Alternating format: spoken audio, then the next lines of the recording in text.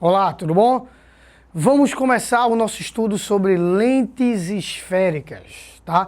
Vamos resolver questões envolvendo o estudo de lentes divergentes e lentes convergentes, assuntos extremamente cobrados, tópicos extremamente cobrados, como eu sempre disse, nas aulas de ótica geométrica, nas provas da UFPE e da UPE. Então vamos embora logo para o quadro, sem muita enrolação.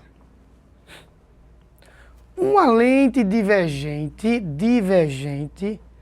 de 4 centímetros de distância focal, na verdade, menos 4 será a distância focal, porque é uma lente divergente, posta a 6 centímetros de um objeto de 10 centímetros de altura, fornece uma imagem de que tipo? Bom, se a lente ela é divergente, ela vai funcionar como um espelho convexo. Se ela vai funcionar como um espelho convexo em termos de formação de imagens, a imagem que ela vai formar sempre será virtual, direita e menor. Então a imagem vai ser virtual, a imagem vai ser direita e a imagem vai ser menor. Então a gente já exclui as letras A, B e D, que dizem que são real e direita, real invertida, virtual e invertida. O que a gente precisa ver é a altura dessa imagem, tá? E o DI para casar essas informações. Bom, vamos lá. Como eu tenho foco e tenho DO, dá para a gente encontrar DI. DI vezes DO.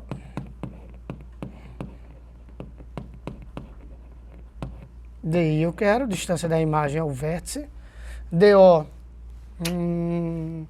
posta 6 centímetros de um objeto, 6. O foco é menos 4, cuidado. DI mais 6. Então eu fico com 6 DI, menos 4 DI, menos 24. 10 DI, 24 por 10, DI vai dar menos 2,4 e tinha que dar negativo mesmo porque a imagem é virtual. Então nós já poderíamos marcar esse nosso gabarito. Mas dá para encontrar também o HI, usando a relação de que HI sobre HO é menos DI sobre DO. HI sobre HO, que é 10, menos DI, 2,4, sobre DO, que é a distância do objeto, que a gente já viu que é 6 centímetros. Então, HI vai dar 4 centímetros, tem que ser positivo, porque a imagem é direita, então a imagem virtual direita tem 4 centímetros de altura, está a 2,4 centímetros da lente, gabarito letra E. Beleza? Segunda questão. Vamos apagar, para a gente começar a nossa segunda questão. Esta montagem pode ser usada para a determinação da distância focal de uma lente convergente. Nela, a distância entre a fonte luminosa, você enxerga aí, a fonte luminosa, e a lente é de 24 centímetros. Então ele acabou de dar a distância do objeto à lente, DO. E entre a lente e a tela projetada é 120 centímetros. Esse é o nosso DI, tá? Neste caso, a distância focal da lente e o seu grau valem respectivamente. Primeira coisa, perceba que somente a lente convergente pode formar imagens projetadas. Porque para as imagens serem projetadas, essas imagens devem ser reais. E só as lentes convergentes formam imagens reais. Tranquilo? Bom, de posse do DO, do posse do DI, para encontrar o foco, nenhum problema. F, DI vezes DO, DI mais DO. Opa, DI mais DO.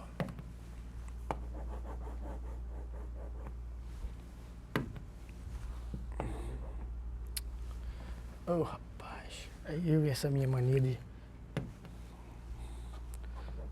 DI mais DO. Pronto. Então eu vou ficar com DI que é 120, DO que é 24.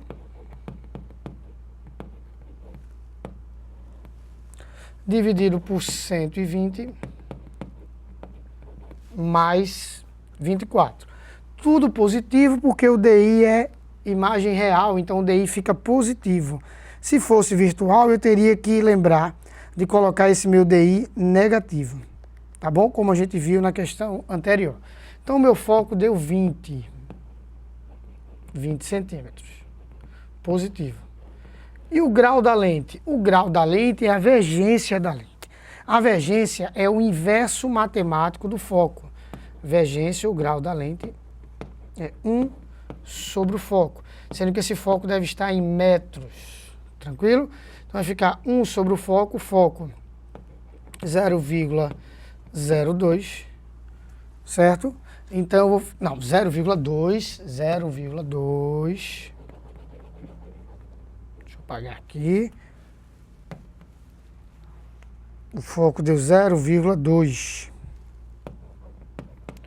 então o meu grau vale 5. Então 25 grau positivo, porque a lente é convergente, o grau é positivo. Lentes utilizadas para correção de hipermetropia.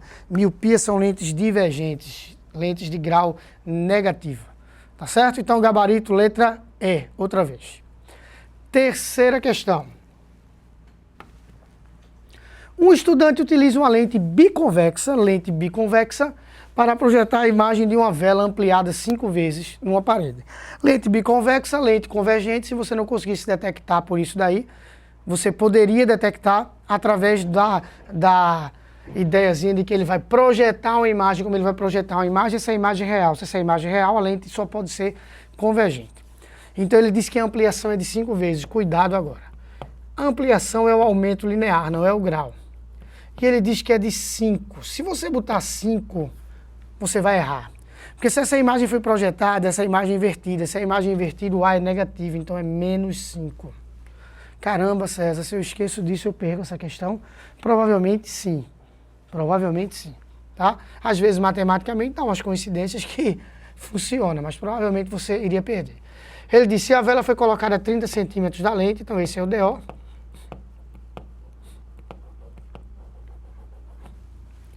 Determina a distância focal da lente. Então, o aumento linear, que é o A, é igual ao F sobre F menos DO. E aí, alguns alunos erradamente dizem, pô, então é só a gente aplicar a fórmula. Não é. Veja que para você aplicar essa fórmula, você teve que analisar todo esse texto. Então, não é porque a questão é resolvida por uma fórmula que você acha que para resolver essa questão só precisaria ter aplicado essa fórmula. Não. Tá? Cuidado para não confundir, para não dar uma de analista de questões e dançar. Então, F menos 30. Beleza? Então, eu vou ficar com F igual a menos 5F mais 150. 6Fs igual a 150. F vai dar 25 centímetros. Beleza? Então a distância focal deu de exatamente 25 centímetros positivo, porque é uma lente do tipo convergente, sem nenhum problema. Beleza? Tranquilo. Vamos para mais uma questão para finalizar essa primeira aula sobre lentes esféricas. Um feixe cilíndrico de luz de diâmetro 50 milímetros incide sobre uma lente bicôncava. Ao mesmo tempo que na questão anterior o biconvexo deu uma ideia de lentes convergentes, esse bicôncavo dá uma ideia de lente divergente. Tá? Traz essa informação junto com a palavra. Para que os raios transmitidos sigam as trajetórias indicadas na figura, qual a distância focal da lente? Pessoal, se esse feixe aqui ele é paralelo ao eixo principal, que é o que a gente está percebendo nessa figura, esses raios de luz na lente divergente, ao serem refratados, a direção de propagação do raio refratado tem que passar, tem que coincidir com o foco.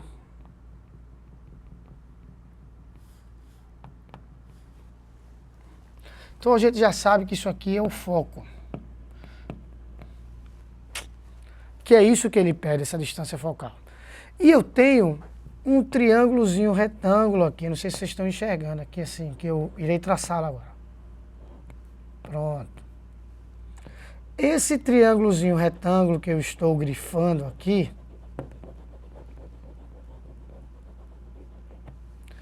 esse ângulo aqui não é 30 graus? Tá? Então, quando eu for enxergar esse meu triângulozinho retângulo, que eu vou colocá-lo aqui, esse ângulo aqui é o de 30 graus, que é esse aqui assim, ó. Esse ângulo é 30 graus. Eu posso até fazer assim para você. Apagar aqui de novo, colocar só o foco. Estou falando desse ângulo. Esse ângulo é 30 graus. Essa distância é o foco. Isso aqui é a metade desse diâmetro, que é exatamente 25 milímetros. Então eu tenho o cateto oposto, tenho um cateto adjacente, quero o cateto adjacente, que é o foco, e sei que o ângulo vale 30 graus, porque esses dois ângulos aqui, esse que eu tracei e esse daqui que eu estou pintando agora, valem 30 graus. Então eu vou dizer que a tangente de 30 graus é igual a 25 sobre f. Tá? Tangente de 30 é raiz de 3 sobre 3. Então, raiz de 3 sobre 3 é igual a 25 sobre f.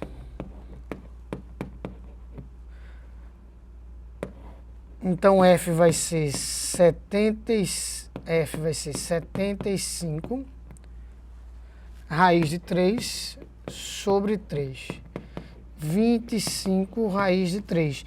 Ele ia dar na prova qual o valor aproximado que ele queria, que ele necessita para esse 25 raiz de 3 aí. Tá?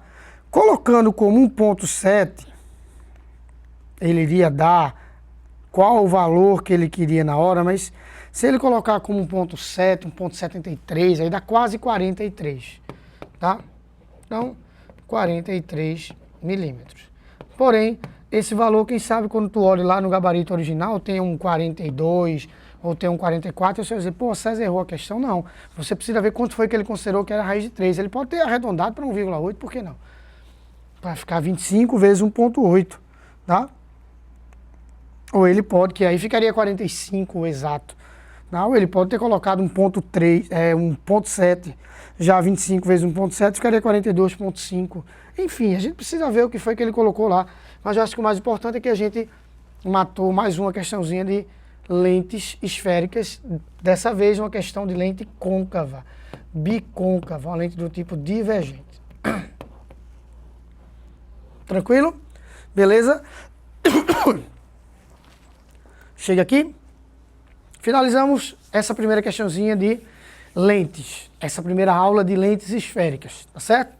A partir daí, a gente vai postar mais algumas aulas sobre lentes esféricas. Uma não é suficiente, ao contrário de espelhos esféricos, lentes a gente vai tratar mais ou menos como tratamos refração luminosa, com uma quantidade maior de aulas, tá certo? Então, estudem, assistam a próxima aula. Um abraço, tchau, tchau.